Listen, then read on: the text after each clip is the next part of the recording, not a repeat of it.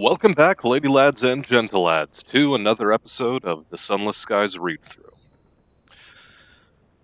In the last episode, we took on a opportunity, or a prospect, that's what they're called, that would behoove me to remember that.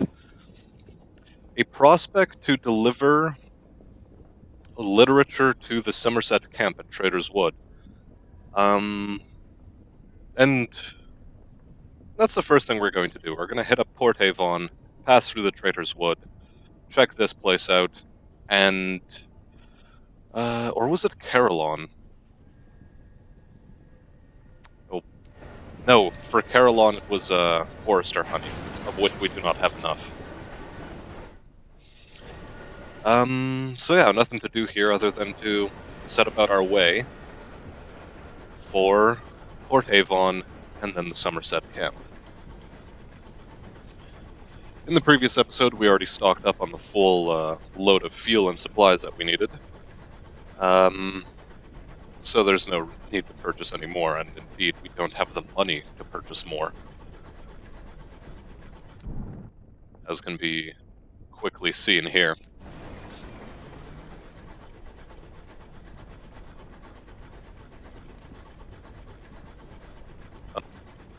Okay. A bit of stutter there. Not sure why, but that's fine. Our terror meter is at 34%. We are rather untroubled by nightmares, although rapidly we approach the threshold. I think in the last episode we also delivered a bunch of port reports.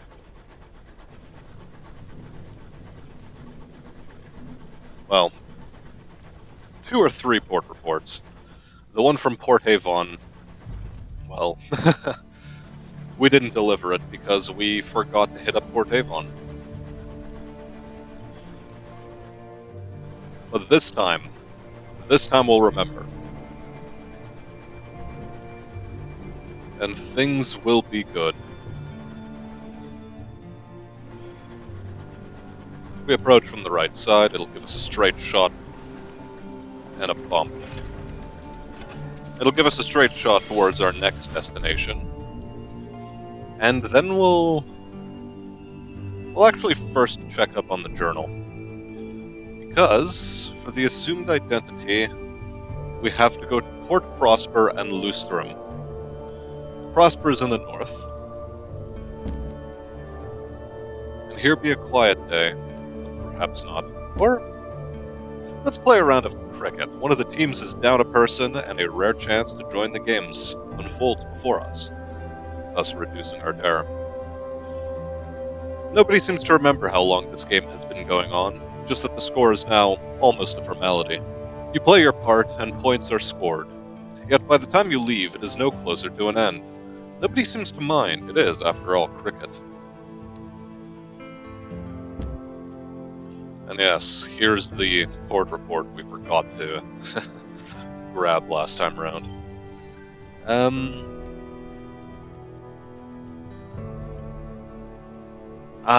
Nostalgic crockery must be sold here.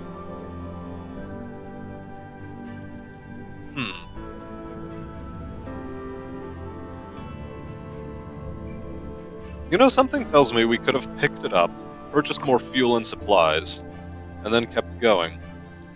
After selling off a couple of the things we needed to fill the order.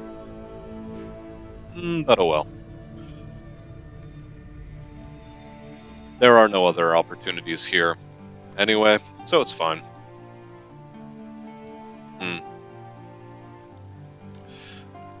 Right. So port report in hand, we can continue our trade functions. And perhaps we'll rebound north towards Carillon, back to the company house for a bit more cash, with 3 port reports in hand. Go back to New Winchester, stock up on supplies, head north, and then follow a route south while hugging the border.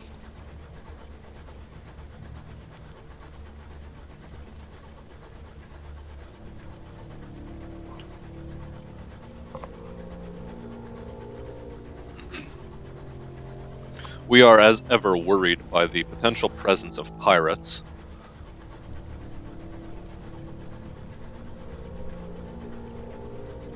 So far, we have yet to run into anyone. Which is good, given the state of our hull.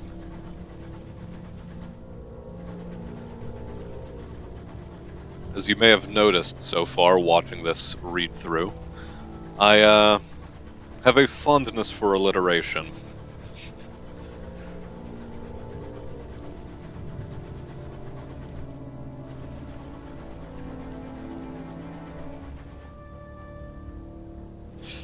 Indeed, while we're on the subject of heading north, or returning to it rather, I wonder if we will have a passage through this gap. Semi-worrying, but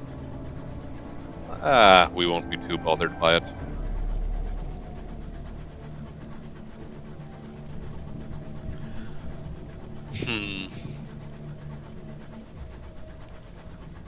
The well continues to elude us.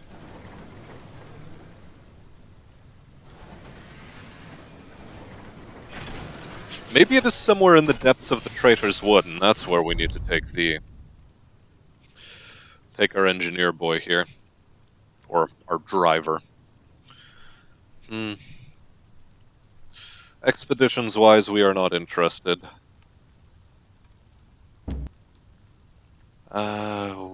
Here's the port report. Very good. And in the bazaar, we sell off all of the Ministry of Blue. Wow. My words just sort of caught on my tongue there.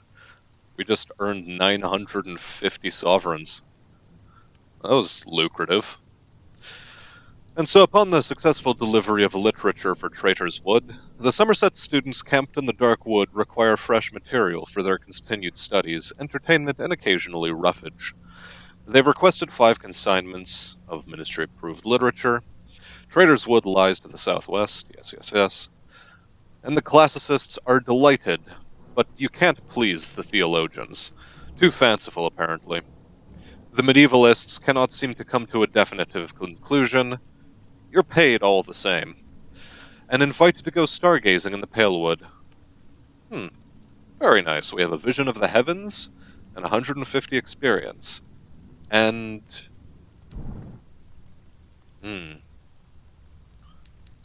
Well, we no longer need sacks of verdant seeds, but while they're selling them on the cheap, I will purchase them. Furthermore... Shipments of bronzewood are still too expensive here. I cannot access the bank. Oh well.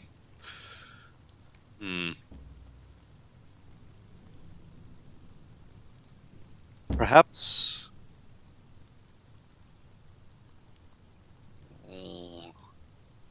Oh fine, we will gift them some supplies. We can always purchase more here. Just checking, however. Yes. It's the same price as anywhere else. I'll purchase the one we're about to be missing. Go to the campfire and acquaint myself properly with the folks here. The vituperative classicist compares your offering with the burnt toast and wan tea they have been suppering on. Well, all right, I suppose. The woman, as mentioned already, is a vituperative classicist. Her companions, a dismal paleographer, a forlorn young man, and a feckless theologian, a handsome youth with an easy smile, explain that they are here to enter the regent's grave, where they believe a sleeping king lies buried. They do not agree as to the king's identity, hence perhaps the reason for the expedition. Unfortunately, the college has cut our funding, the classicist explains. Speak to us if you'd be interested in helping. My tongue's a bit sluggish today.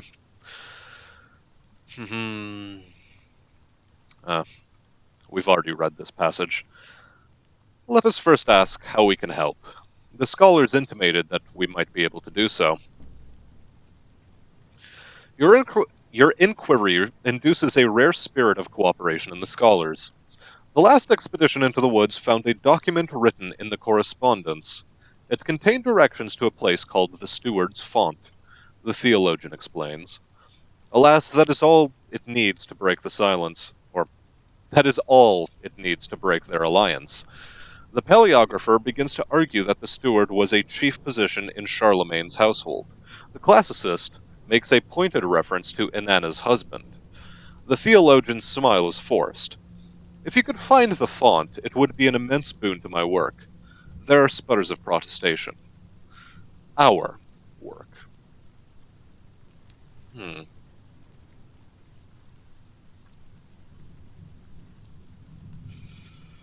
The let us speak further with the theologian. The divinity student has a dozen bad habits and a firm conviction that St. John the Apostle slumbers in the regent's cave, or grave. The theologian's tent is the largest of the three. Its interior has been decorated with carpets and throws, which trap the smoke from his hookah. The air is a scented fug, or fugue. Fugue, I think. The theologian is reclining on cushions, drinking wine. Well, what a comfortable fellow. What does he think of the dismal paleographer? God, these words are tripping me up. The theologian smiles innocently. Yes, we used to know each other very well indeed. This was back at the college, before all his passion got sucked out of him. He sighs. Some people can't accept change. What about his opinions on the vituperative classicist? What does he think of his fellow academic? She's very talented and very funny, and not at all nice. She's furious with me. Why? He won't say. I think I've done enough damage. With both of them. He shakes his head. If it weren't for St. John and the academic senate sending me here, I doubt I'd have seen her again. Until she became principal, of course.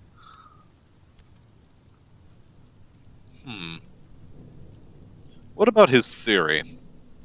Why does he think St. John is buried in a forgotten tomb in the high wilderness?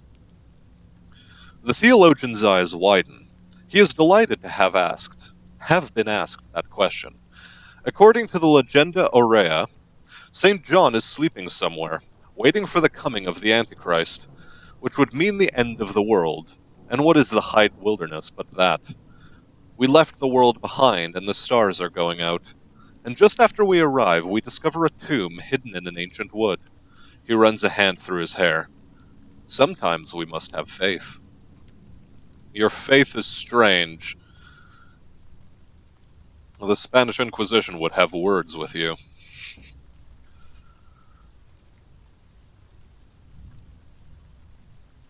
What about the vituperative classicist's opinions?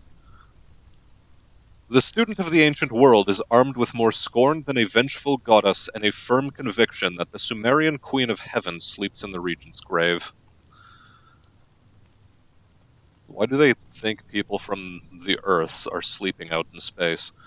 Well, belay the answer on that.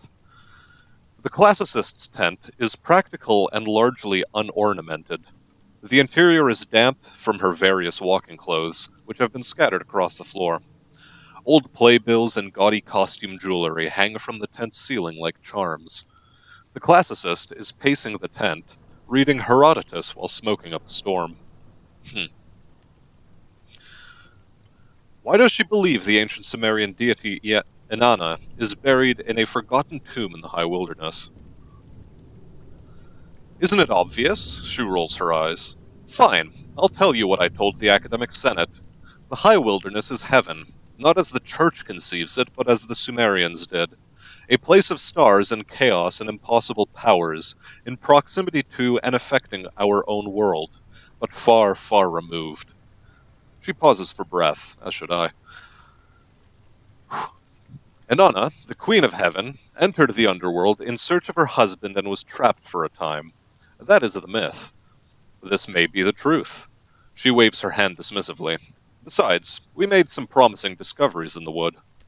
Pity you're not telling me more about them. What does she think of the feckless theologian? Her invective goes for an hour, and she only remembers to fetch you tea midway through. A liar and a traitor and a fool, she says, spooning in entirely too much sugar. I loathe him. Her hand shakes as she pours. Yes, loathing.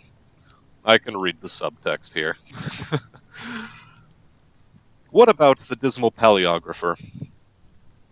She laughs scornfully, but refuses to be drawn. I will not waste breath on the undeserving.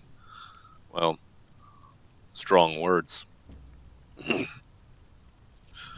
Now for the final inquiry, or set of inquiries, this time with the forlorn student of medieval manuscripts, believing that the Emperor Charlemagne lies here.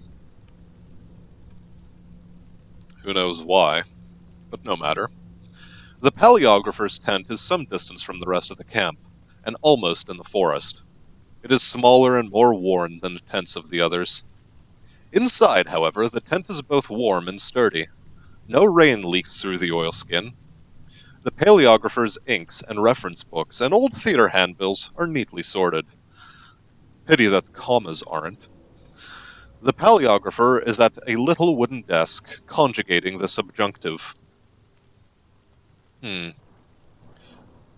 First, let us ask him about the classicist. What does he think of her? A remarkable scholar, and a terrifying goneril. At college, when she trod the boards... He shakes his head. Ancient history now. Which is her province, not mine. He makes a strong cup of tea for himself, and then offers you the same. Bitterness has curdled her.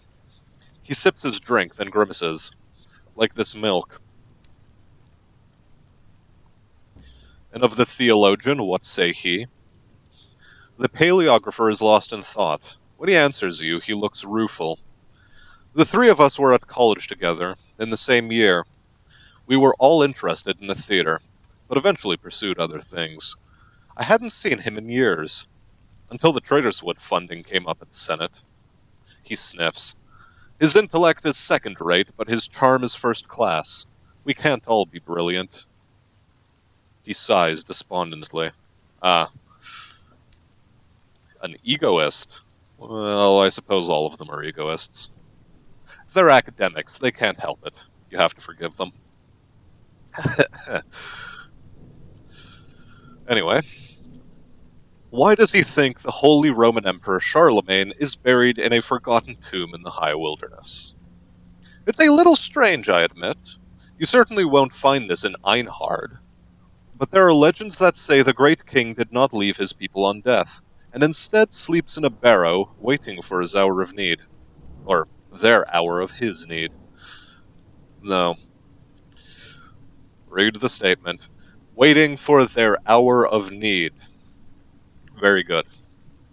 I can pat myself on the back. Yay. He almost smiles. You query. You query his people. I do not forget that we are British. He pauses for effect. But is our queen not of German parentage? Well, yes. Would not her ancestor look out for her? Europe's greatest monarch, as she embarks on her most significant endeavor.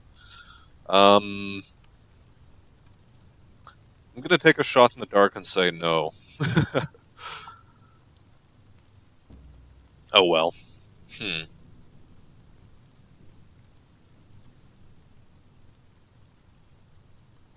So we've spoken to each of the three.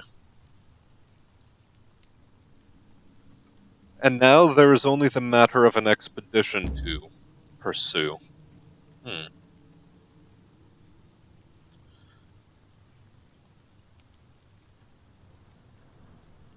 Dare we go in to collect verdant seeds?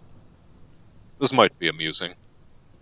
The flora that grow in the shadow of the regent's grave are unique to this corner of the high wilderness, and we succeed, very good, in gathering the herbs of heaven. By a lake, gray as the eye of a storm, we find a promising patch of herbs, green and gold and wonderful. Your crew help you gather those that seem the least familiar, for surely those will fetch the highest price. Deeper in the wood, where the light is almost drowned by the thirsty silverwood trees, you find flowers of every hue of Nevarentine. Nevarentine?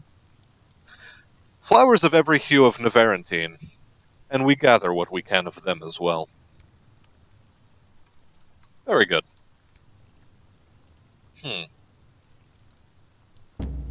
As to expeditions, what would we need? We'd need 3 supplies and have only 2. We'd need 3 fuel.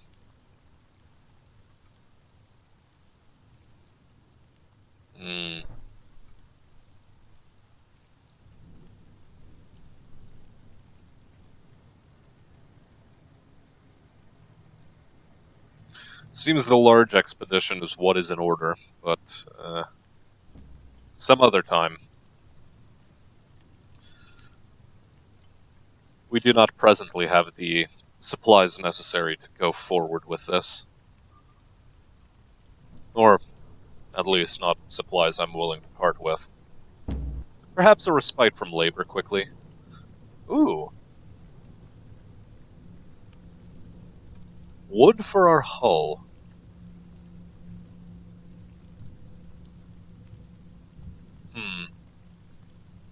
We need 25 sovereigns. Hold on a second. How much health are we missing? We have 24 hull points out of a potential... what was it? 40? I think we have 40. Yes, plus 10 armor. It normally is at 30. 24. Okay, so 24 divided into 25 is basically 1 point of hull per sovereign. So I will take it. We've gained 16 hull. We're up to full. The workers are reluctant to interfere with the Ravenscourt and Stamford's quotas, but your entreaties are persistent. You are pointed to a pile of lumber from trees recently felled by storms. A stolid lumberer confesses a superstition of the workers. These are whispering trees, struck down for their mumblings. The workers will not interfere with those.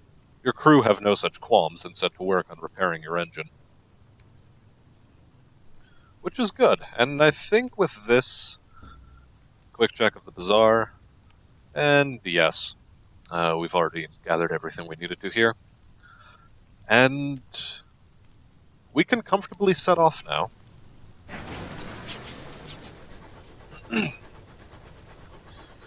And pursue a northwards course. But the Somerset camp does seem like an interesting place to foray into.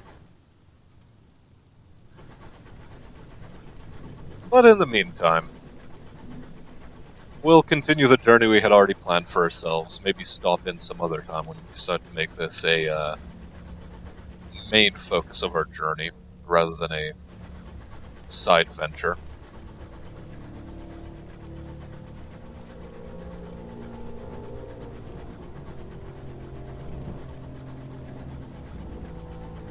And pay close attention to the sounds I'm hearing right now, because some of them seem a bit spooky.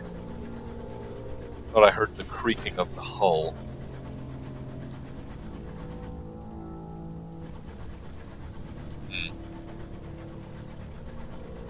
Yes, there is a multitude of worrying noises in the high wilderness.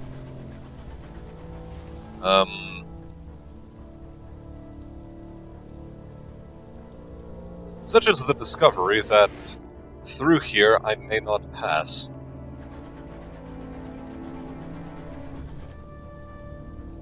Do we dare venture westwards? I say we do. Oh. Oh boy.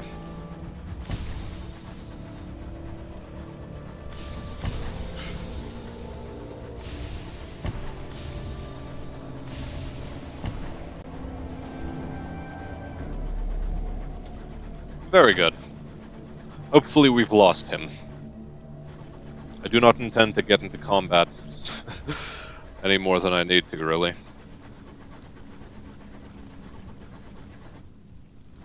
Which is all fine and good, given that now we have 40 hull points, but still.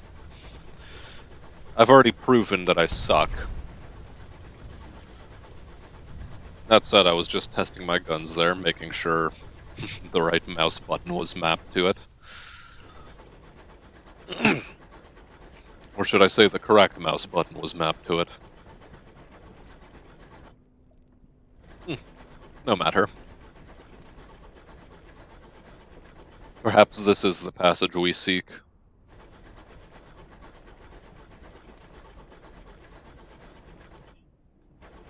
It would be a damn sight better than another dead end.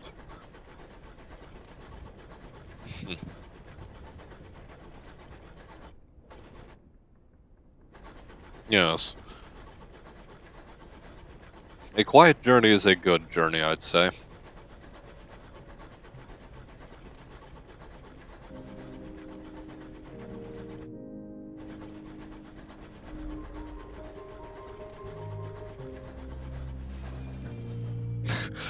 The repentant devil casts shade on his fellow devils. They are incompetent, he says.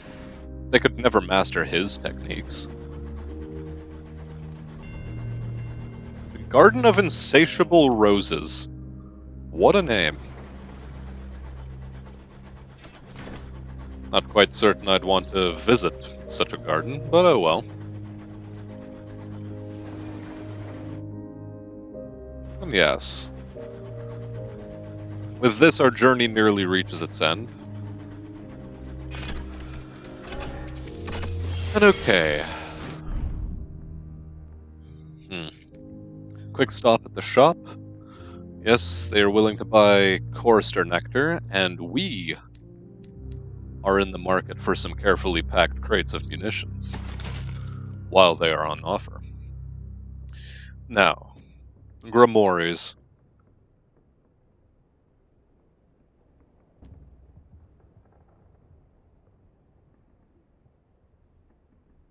I'm sorry, what?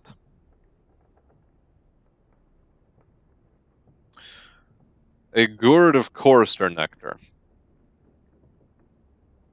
is going for 240. At grimoires, I can purchase it for 120. Let us do an experiment.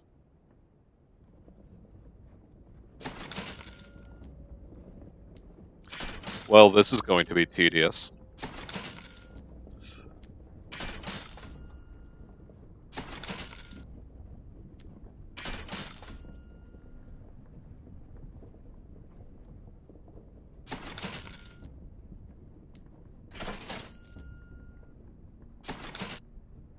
How stupid.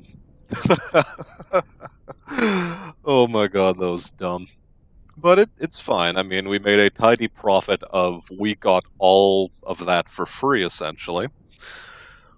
And completed another prospect, so kudos on that. A polyphonic penance.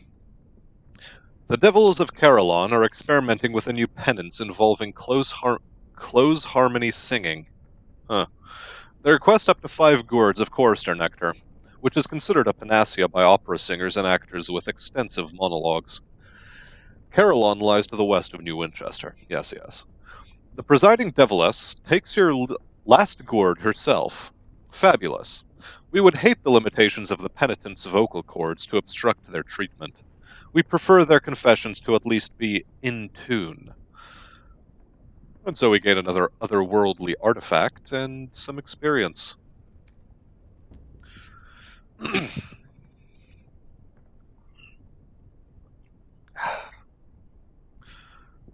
Okay. Let us enter, write a port report, continue. Should I speak with the presiding deviless?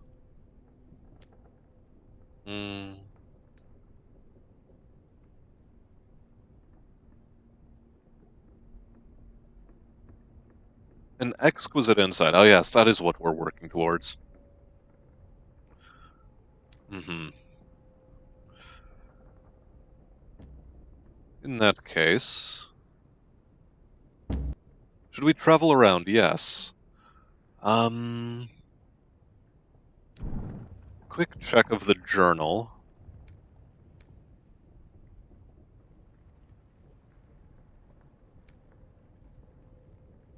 Unwelcome truth, delivering us... Oh, these are all completed.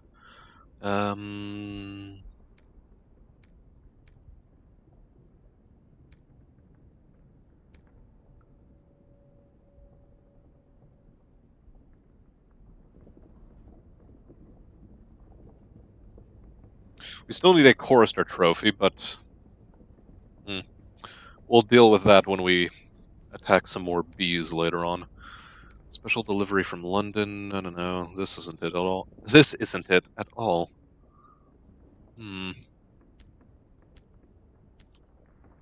Is it under character?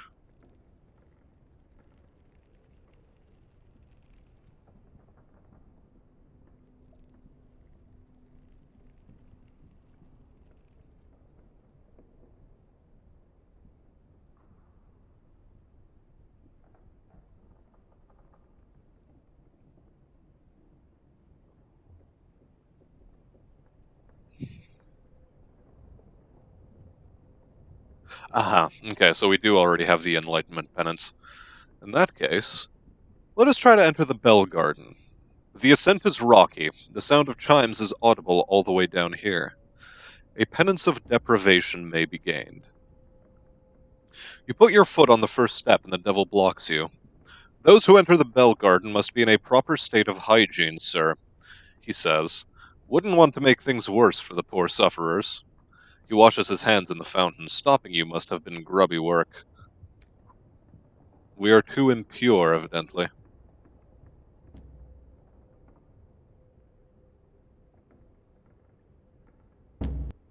How strange. Well, we have a 50-50 chance of getting in anyway. But...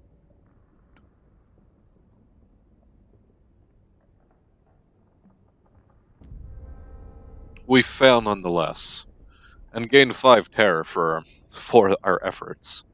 Purification, according to the devils, is a matter assigned by lot and daily changed. Some patients must wash in salt water, some in fresh. Some must burn their old clothing or shave their heads, or sustain a high note of song for a full minute by the clock. And some are made to sit in a chair and be lowered into a den of snakes. Perhaps tomorrow's purification ritual will be a little more tolerable.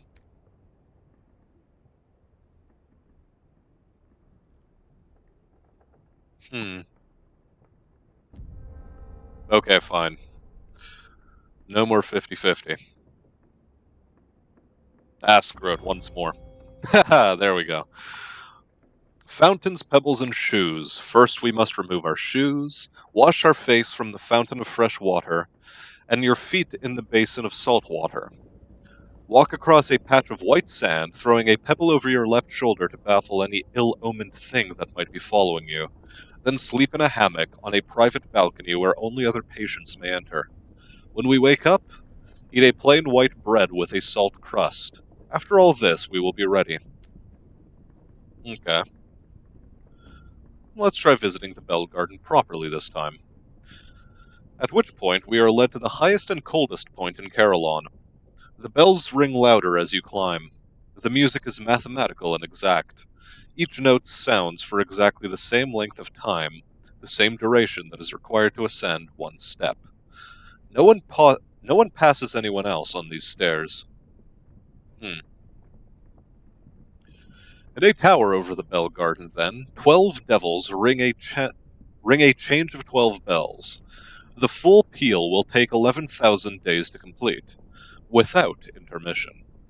From time to time, one devil relieves another, stepping in during the half-minute when that particular bell is at rest. There are no errors. This mathematical music can be heard everywhere in Carillon, but it is loudest here. Impurity and imprecision are not welcome. Ooh. Let us approach the penitent nurse, who huddles in a corner, her face trapped in a grimace.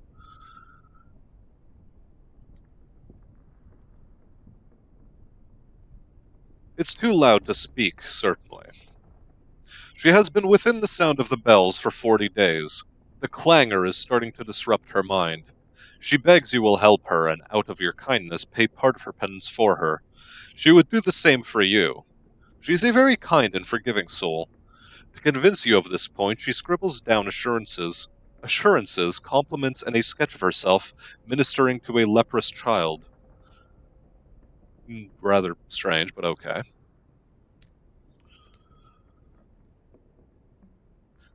Let us ask the nurse about the devil with the rose-colored gloves. Has he passed this way? Does he like bell music? She shakes her head in distress. The words she scribbles for you are, if you can read her writing. Seen the kind before.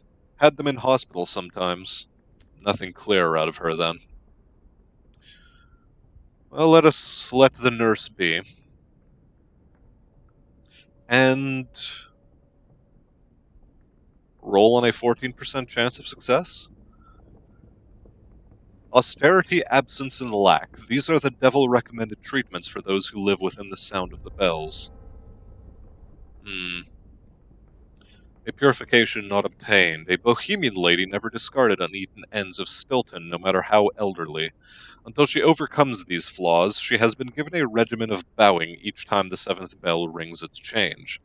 As for your punishment, it does not bear speaking of. Let's try 2 more times. An experienced governess has a pungent breath and a taste for sea shanties. For the penitent's own good, she is forced to stand for hours at a time under a dripping pipe. The drips correspond with the ringing of the second bell. As for your punishment, it does not bear speaking of. 1 more time, then. The copy editor of a pornographic magazine ate unconventional breakfast foods. As punishment, she is forced to stand for hours at a time under a dripping pipe. Okay. Are these randomly put together? Because if so, I sort of want to try another. Okay. A naval cook associates willingly with tomb colonists, embezzlers, and persons who borrow other people's faces. Until the penitent recovers from this inclination, he may speak, eat, or drink, only while kneeling on the left knee. Oh, I'm tempted to find another. We're back to the copy editor. Although this time, she was a reckless insomniac. As punishment, she is not allowed to ever lie down. These are procedurally generated to an extent. Okay. Well, no need to carry this on any further. Our terror is starting to rapidly increase. 12 changes of 12 bells before we reach the bottom again. No one else is on this staircase. The penitents look up curiously when you arrive back at the center of Carillon.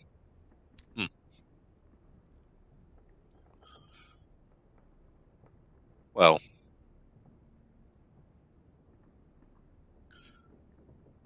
I think that about does it, then. At Grimory's, is there anything for us to purchase that isn't supplies?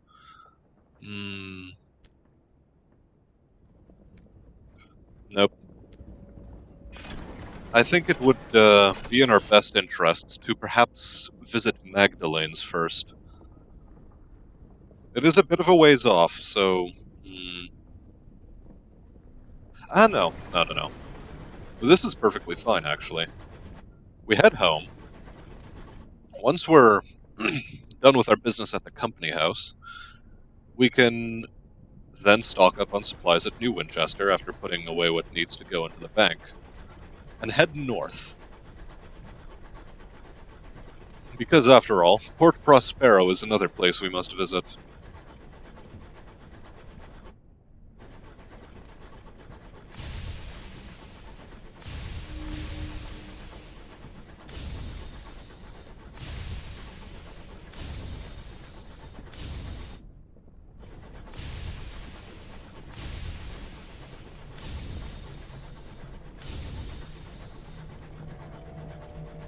We are trying to minimize our travel time. Yes, I know the maneuver looks a bit odd, but I am assured that it is faster than just standard trekking by train. And I honestly didn't expect to hit that bit of rock. Oh well. Oh, bollocks. Oh no, you can leave.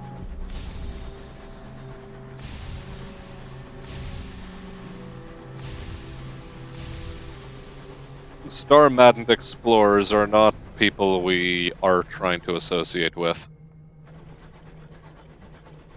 You keep your distance, and you keep it well. Oh, he is following us.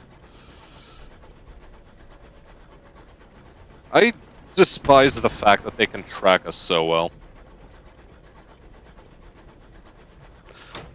Although he's finally given up the chase, seemingly. We're close enough to New Winchester, perhaps, that his aggro was nullified.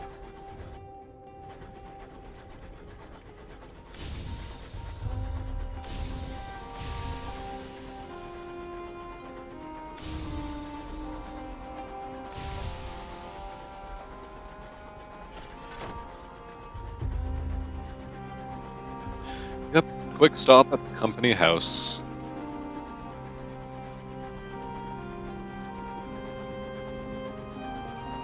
And then we may continue about our business.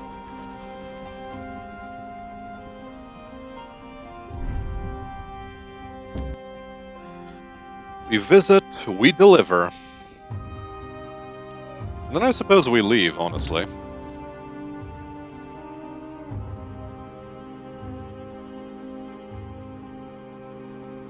We already have ministry stamped permits. Where would it tell us this, even?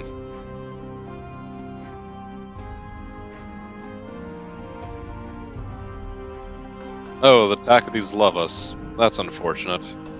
Ah, well.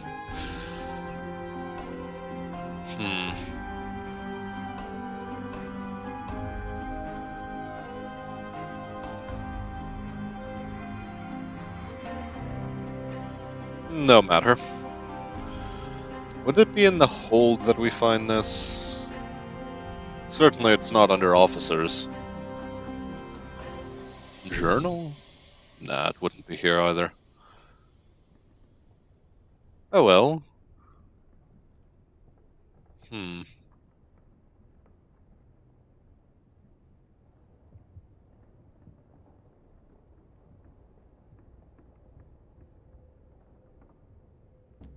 Is there anything else you can tell me other than just acquiring more port reports? No.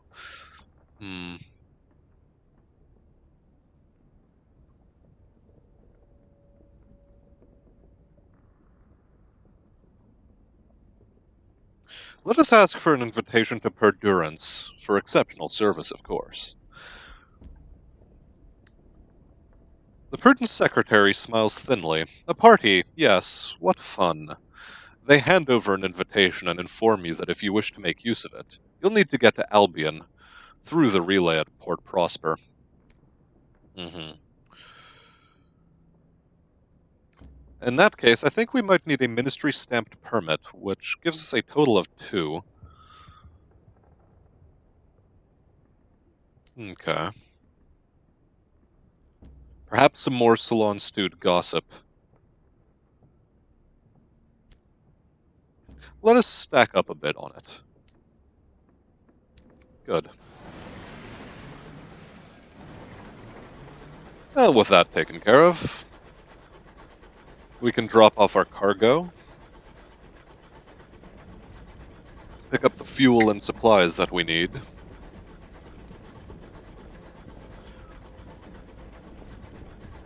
and go to a place where we may learn more about the strange fellow from Magdalene's. I forget his name. Or rather his title by which he is named. Ah well. The Bazaar. Flowers for Titania. A florid landscapist is planning a modest floral garden in Titania. and requires verdant seeds. Would you look at that? And souls for Port Prosper. Consignment of 3 souls. Okay. We are lacking 1 verdant seed, unfortunately. The ammunition is of no use to us at the moment. Nor are the verdant seeds, given where we're planning on going next. Ah well. The undistinguished souls will have to wait for the time being, I suppose.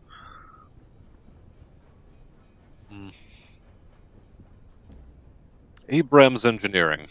There's a thing we can do. We've already armored up our engine.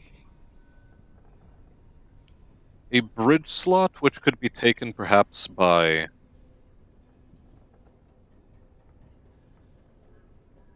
additional quarters, but I'm not sure I want additional quartering.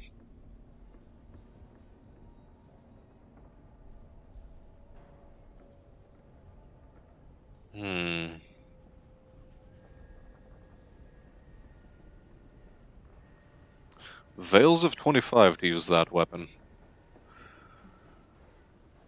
Or alternately, we can shell out a bit for the Caminus Yards Grimalkin.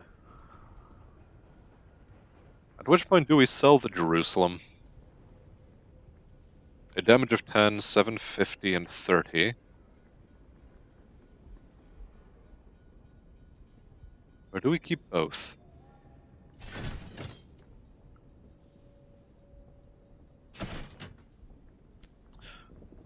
Well.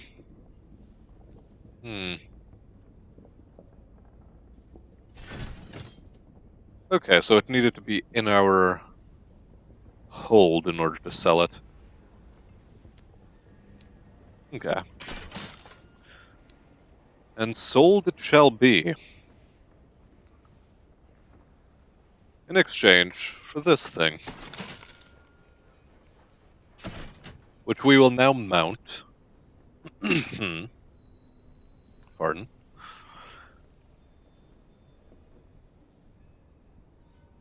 And wonder why we cannot find an upgrade to our mining drill, but oh well.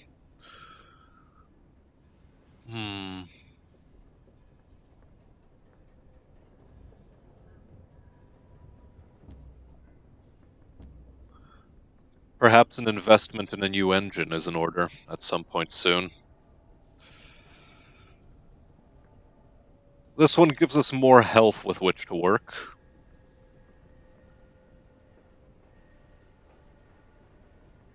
Though it does away with the need for bronzewood shielding, which worries me. Though a Pelennor class Traitor may well be in our cards and favor, because it will allow us to take on an additional hold slot. And in fact, that may be the best way to play this game, with extra hold space. So we're saving up for the Pelennor class Traitor. Not before that.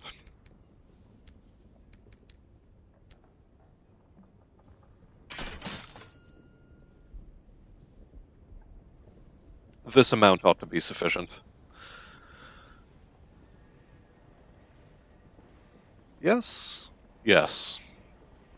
Okay. Anything from the bazaar? No, we've already checked it. Stories at Wolvesey Station.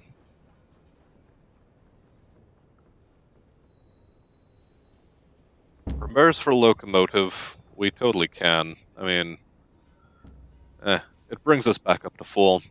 And every point of health matters, I think. Do we hire on more crew?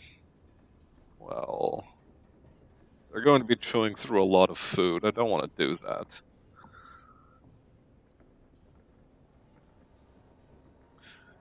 We shall do so before heading down to Traitor's Wood in order to finish that side quest with the Regent's Grave. Quick exploration of the city. How goes the Winchester War?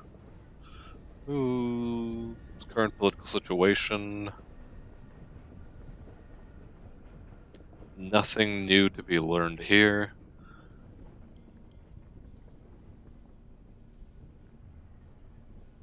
We are not mentioned by name, but a dagger type of us appears in the society pages. Apparently, we are a bellwether for those wishing to adopt a tackety look. Hmm. Hmm. Oh well. The food columnist, the husband of a well-known Windward Company board member, has named several new recipes after you. They are not nice recipes. Hmm. I suppose it is in poor taste, then, that they have done such a thing. No matter. Off to Magdalene's we go.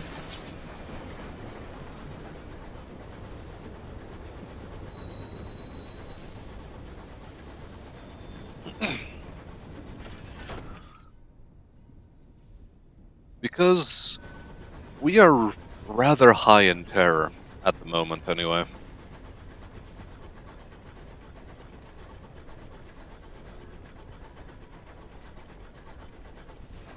Actually, quick thing. Can we get anything from the bazaar here? There's that extra sack of verdant seeds. I will, however, buy all 3. You never know when you need more.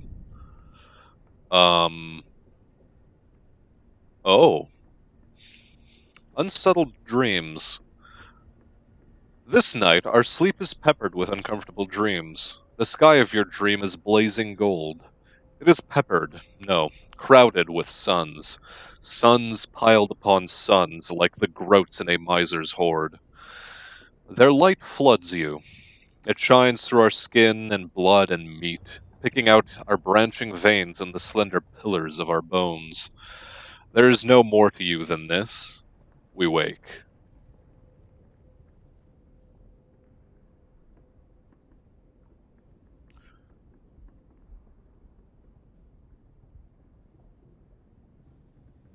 Our engine must be mostly crewed by the living. That's a terrifying thing to see as a blurb. But no matter. We'll commit our dream to the captain's log and gain a tale of terror. Like a fly in amber it is caught. We record the dream as vividly and as thoroughly as we can. Does our hand tremble as we write? Does the ink spill? And when we read it back, does it make sense? Or does it sound like the ravings of a crumbling mind?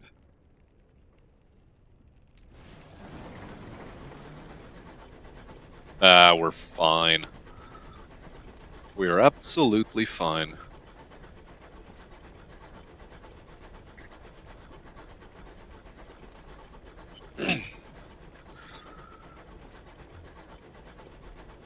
And we'll be even more fine once we get to Magdalene's.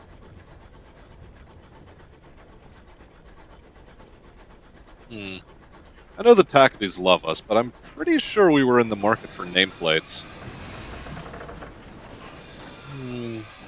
Tempting, but no. I've resolved myself to avoid combat as much as possible.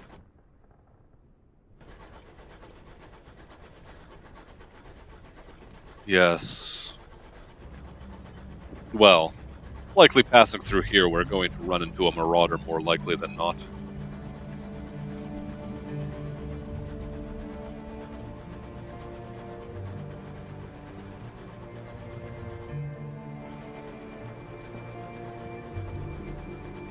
Nothing so far, however, which is, I suppose, a stroke of good luck.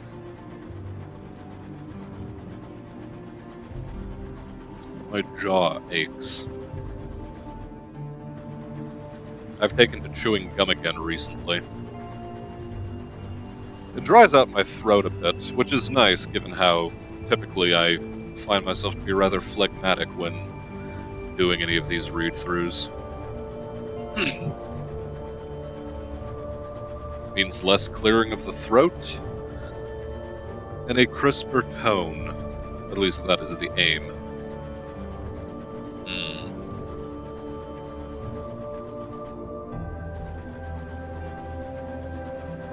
Further along on our journey, then, we arrive at Magdalene's.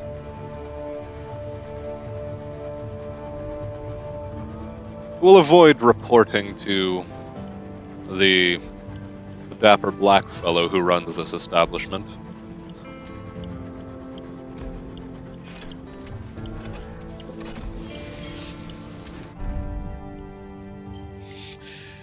And we for once have enough money to purchase something from the keepsake market. Like crew, which we will not. But a reduction of terror will be very nice for us. How much did we pay? We paid 50 sovereigns, but our terror was reduced quite substantially.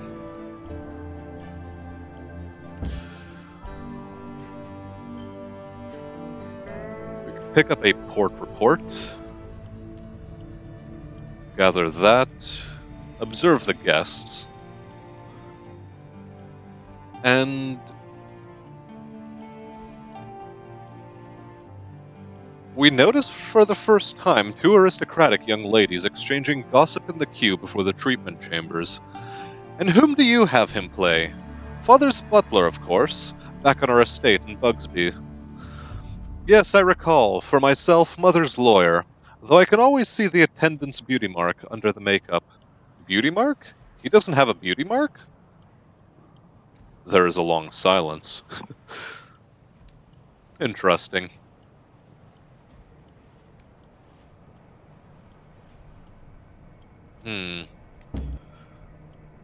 Do we treat our terror? We have salon stewed gossip, so yes. We've already seen someone from our past and a boring individual. So perhaps this time we will see someone who once meant a very great deal to us. The room is as you left it that last time. They are stood, cigar in hand, facing the window where you left them. The smoke has stained the glass thunder gray. They turn as you shut the door. Is that a list in their hand? They have been waiting some time for this. And with that, our terror is gone. Quick look at the bazaar, no bargains available of any sort. But there are undistinguished souls jumbled about.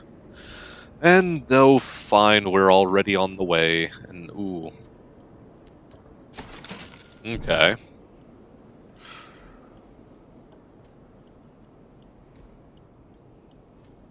We will actually jettison a crate of supplies. As strange as that may seem.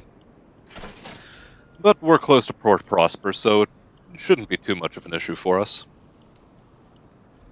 We could have sold it. We could have sold it, you dense oaf. Oh well.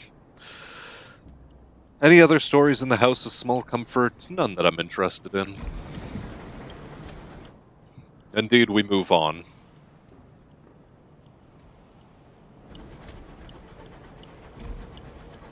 I do not hear the sounds of combat, so perhaps nothing is happening. Oh well, be that as it may.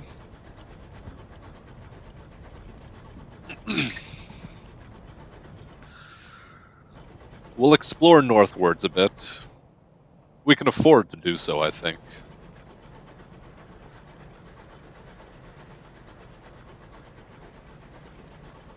After all, our terror is low enough that this rock here should not pose much of a problem to us. Is the hope. And we will endeavor to explore the reaches of the far void.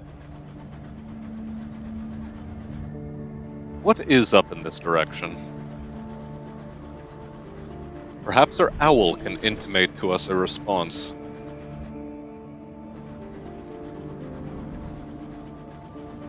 Nothing to report, it says.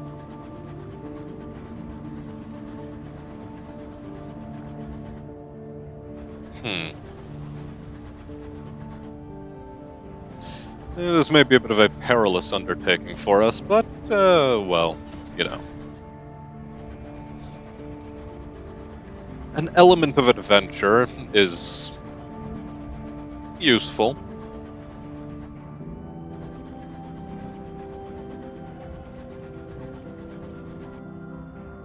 And after this frigid zone, we arrive at a less frigid zone. Rather strangely.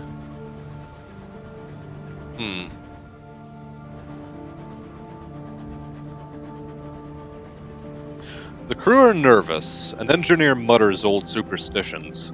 Hide your boots, Captain. Scribe spinsters walk these glades. Yes, we've run into these a lot before. A dreadful sort they are, in fact. Not much a fan of them are we.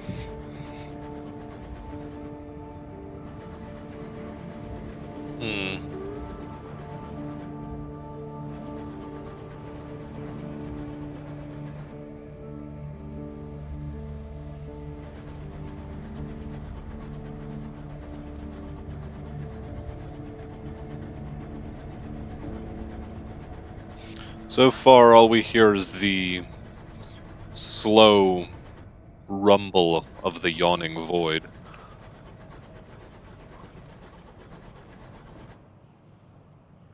It is quite peculiar.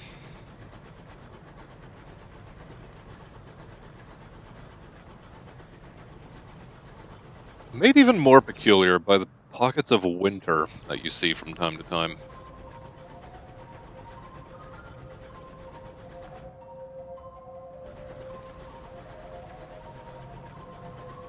Well, we arrive at Port Prosper and are treated to a strange sort of tune. And discover Mad Mercy's claim. Who is Mad Mercy? Don't know. By all accounts, a seemingly strange fellow. A mad one might go so far as to say. And I do hear combat.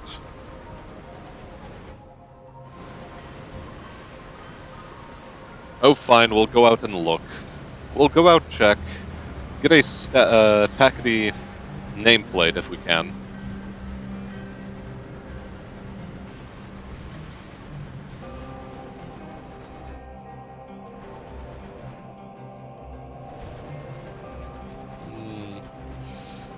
I mean, we were so close to the port, but we have the fuel. We'll be fine. Ah. Ow! Ugh. Oh well.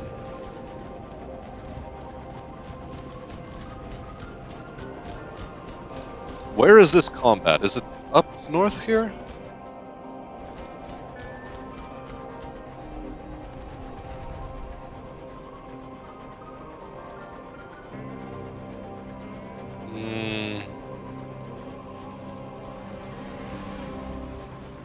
It is off to our right somewhere.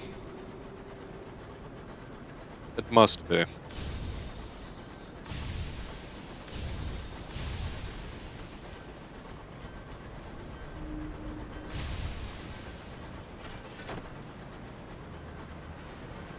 No, there's only so long I can really drift around the sky aimlessly. Oh. Well.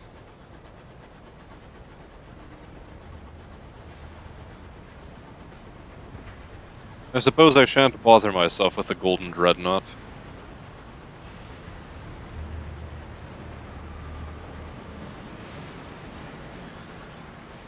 And I'll head into port as I should have done. Oh well. So much for scavenging nameplates. Yes, yes. Let us explore, write the port report that is necessary to be written, and search for the Amenable Host's identity. The house might still be here. It had purple walls which would surely stand out. If not, you have the locket. Not a soul in Port Prosper recognizes the locket. Who's that, then? Does he still wear his hair like that? Fancy. Became familiar refrains. More promising is the house you saw painted on the Amenable Host's chamber. You locate several candidates, all apparently repainted over the last couple of years, but one is in the exact location as in the host's painting. Nobody seems to remember who owned it or why, but apparently it had once been associated with the Parlor of Virtue, established not long after Port Prosper's foundation. No conclusive evidence yet. The Lammas Fair? A celebration of the bounty and fortune of Port Prosper. There is an elder lady. There is, an elder lady whispers surreptitiously, likely to be a tombola. What's a tombola? All the sights and sounds of a day at the fair in London. Genuine rubbery lamps sold by the cartful. Icons of mayors past from Dick Whittington to Sinning Jenny line the streets. A Ferris wheel offers paying customers the chance to survey the heights of Port Prosper. Side stalls speckle the side streets, manned by gamblers and mountebanks. The main streets offer popular games and diversions, watched over by a number of burly guards from the factories. Beware the inadvisably big dog. Something large and immodestly fluffy this way comes. People hasten to get out of the way. Perhaps you should stop it.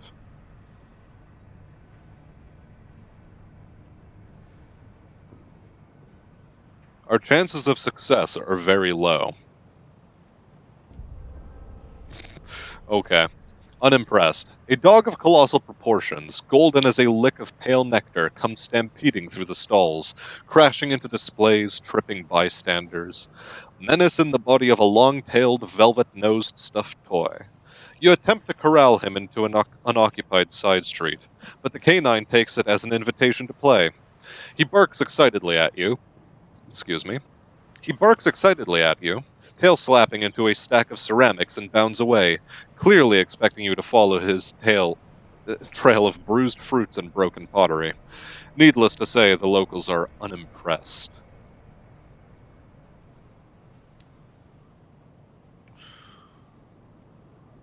Let us delve into the side stalls. Who knows what might be lurking in the shadows?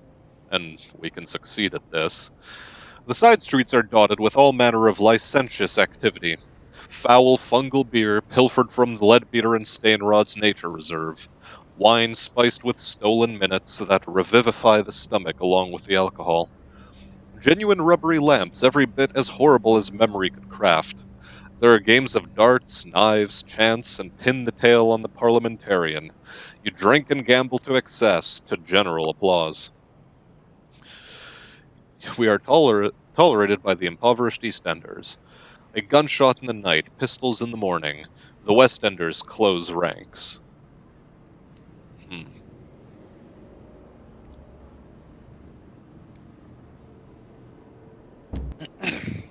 Nothing further to explore.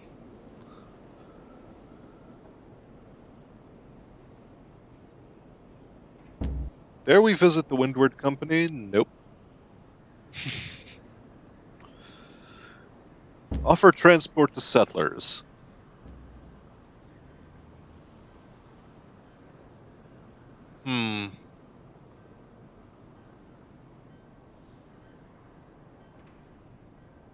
We've lost a Sky Story.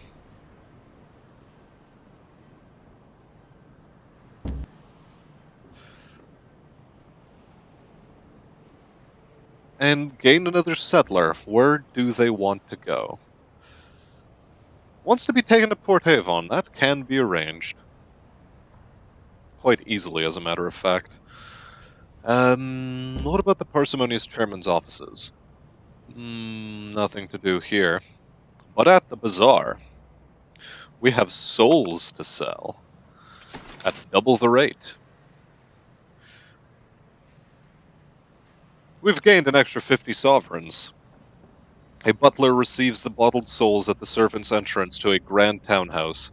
Most appreciated, and please accept a small additional sum as an indication of how highly we value your discretion. Very good then. And at Nelson's Emporium, barrels of unseasoned hours lie stocked. Not that it does much for us. But it is here that we can purchase some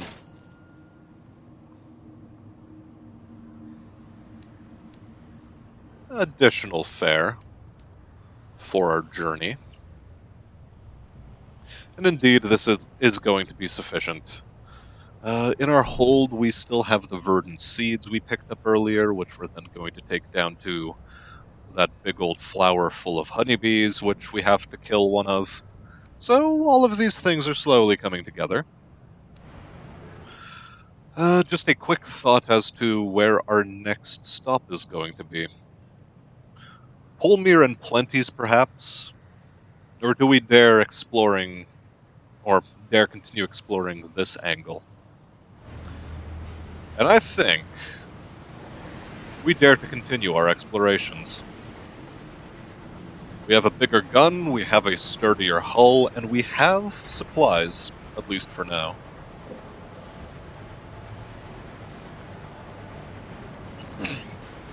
And it seems that a journey to more or less 3 different ports is enough to grant us, well, not only money for our efforts in attaining port reports, but 3 units of fuel and 4 units of supplies, more or less, is enough to get us through the night. And that is what matters most, I suppose.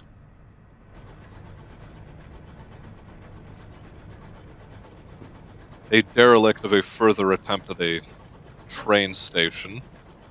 Interesting.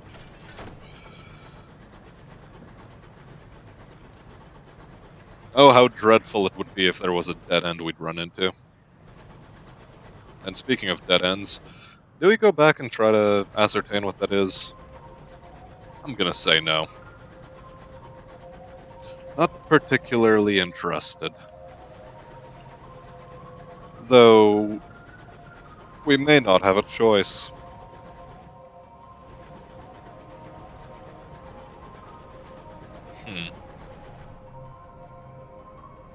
Okay. No passage, then.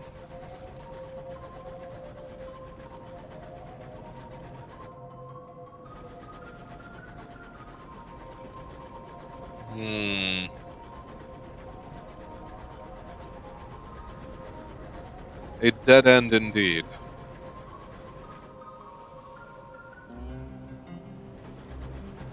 How thoroughly disappointing.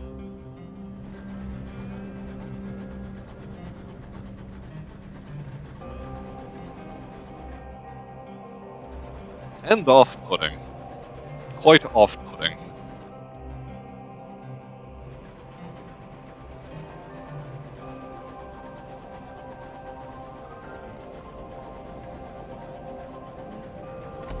Yes, indeed, something with which to essay. But we do not have such a thing. I guess we head south then, as we have nothing better to do.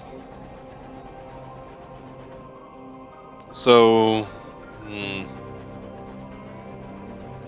so much for attempting to find Lustrum, at least via this angle. It might be somewhere up in here, but honestly, am I willing to take that risk? Supplies are starting to run a bit lower than I wanted them to, but oh well. I know how I'll take the journey. Right through here, down through here. All of it fun. Well, avoiding the rocks along the way. Once we finish this little circle, we'll stop off again at New Winchester after trading in port reports at the company house. Or maybe New Winchester first. No, it has to be the company house first. It would be wise to do so. Again, we're 2 points of hull down.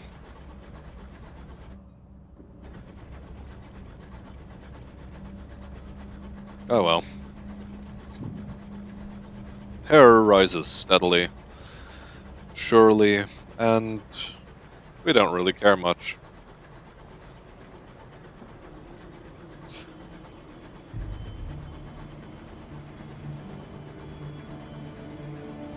Alternately, we can stay pretty close to the Memorial of the Unknown Rat. Looks like its bonus has petered out.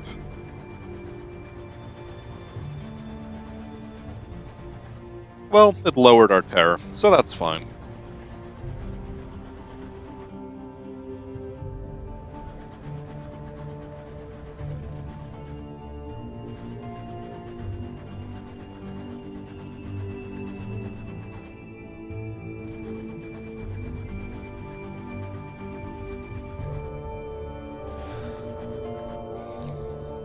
Maybe there is going to be a straighter shot at Polmir and Plenty's circus.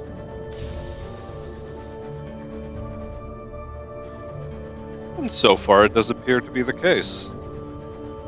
Huh. Well, what do you know?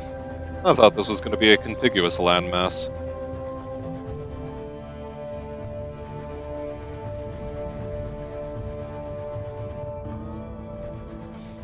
But that it isn't doesn't bother us.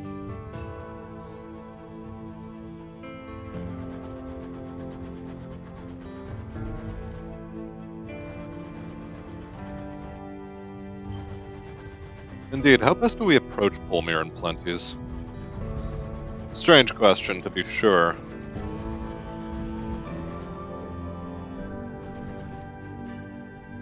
Ah, well.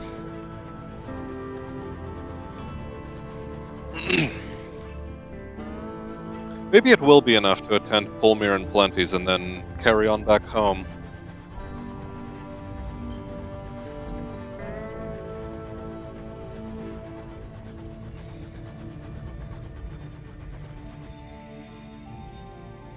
No. I am set on finding Lustrum.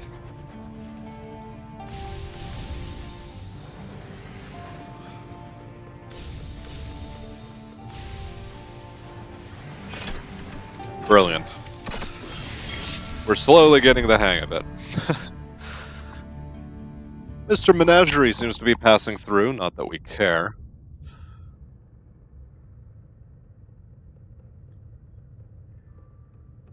And new arrivals at the circus. Who were they before they were called here? The broken, the disavowed, the fugitives, every visitor has their own story and a hole in their heart. A few demonstrate acts with which they hope to join the circus itself. Others talk of their plans to leave this place and resume their lives. Not today, but tomorrow, or the day after that, perhaps. Terror has once again reduced. And now for the circus. We shall write a port report, as we always do. And I guess we have to purchase more tickets. We've gained 5 and lost 10 sovereigns. Let's attend another performance.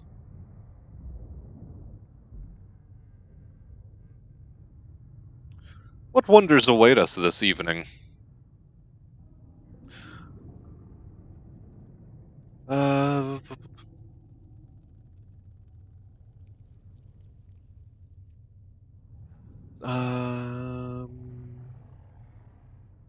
Okay. This is a new text bubble. The tent is barely any more populated than the last show. The ringmaster does his best, fixing a wide grin under his mustache as he introduces what passes for the acts. The humiliated magician's attempt to saw his assistant in half comes to an unfortunate end. High above, the bereaved acrobat again performs their half of the routine for a tiny amount of applause. Afterward, the pensive clown trips into the spotlight, dropping the balls he juggles. It's silent enough to hear them hit the floor. It ends when the headstrong strong woman lifts a very large barbell over her head. She repeats this several times when the crowd's reaction isn't as enthusiastic as she'd have liked. The show ends with a smattering of reluctant applause. More sky stories and visions of heaven. Circus staff nods with familiarity as we pass. Let's visit the amusements. We spend some more time watching the sideshow attractions. The amazing invisible flea circus is immediately disappointing. The circus's strong woman, on the other hand, is arguably too good for the place, effortlessly raising all manner of heavy things over her head. The problem is that she makes it look so easy that the audience just shrug. It seems that the only thing she cannot lift is the mood.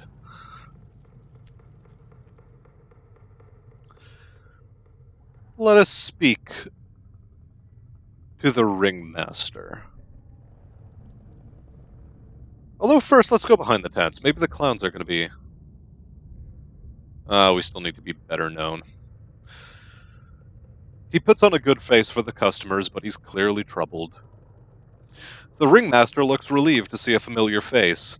Oh, thank God, we've got a show to put on, and one of my biggest acts is throwing a tantrum. No. He pauses, toying with his exquisitely managed mustache as he looks you up and down. I don't suppose you've ever considered stepping into the ring yourself.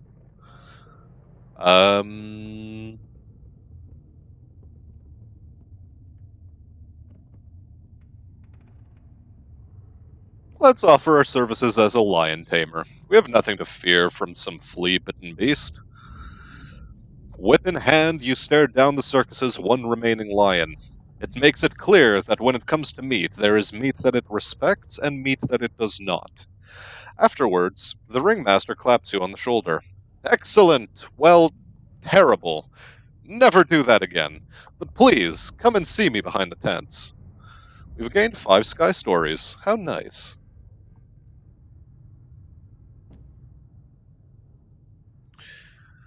Beyond the performers and the permanent audience, the circus is deserted. Everyone keeps to their quarters, unless they're practicing the show. Despite the calliope music, the mood back here is closer to that of a mausoleum. Let us visit or talk to the magician.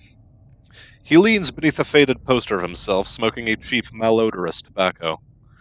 It breaks my heart you had to sit through that, he says, nodding toward the big top. Sometimes I wonder why I left Mahogany Hall, then I remember how much Plenty paid, before this whole place lost its funding. He puts out the cigarette on the poster, then tosses it into an overturned top hat.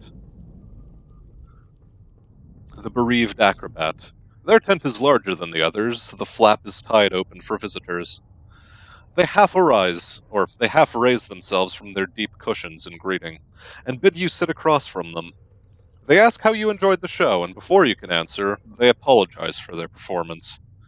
I'm nothing by myself, they say, without my twin here to catch me, or there to leap for me to catch. It's quite dull. But they're trying to break themselves from the circus again. The pensive clown, on the other hand, head bowed, his bald dome shining in the lantern light. If you ignore the grease paint, he looks not unlike the bust of a Grecian philosopher. The clown rubs the back of his head. It's troubling to me that the show goes on, even if no one's there to watch it. He looks to you searchingly. What does he expect you to say? Headstrong, strong woman? If she isn't performing or training, she tends to keep inside her caravan. She welcomes you to her caravan and begs your pardon for the mess. For though the caravan is a remarkable oasis of cleanliness in the otherwise untidy port, the only other seat she can offer is stacked with poems. She places them beneath her own chair, and begins to ask you questions about your life. Any inquiries into her own, she deflects with the wit of a slighted baroness.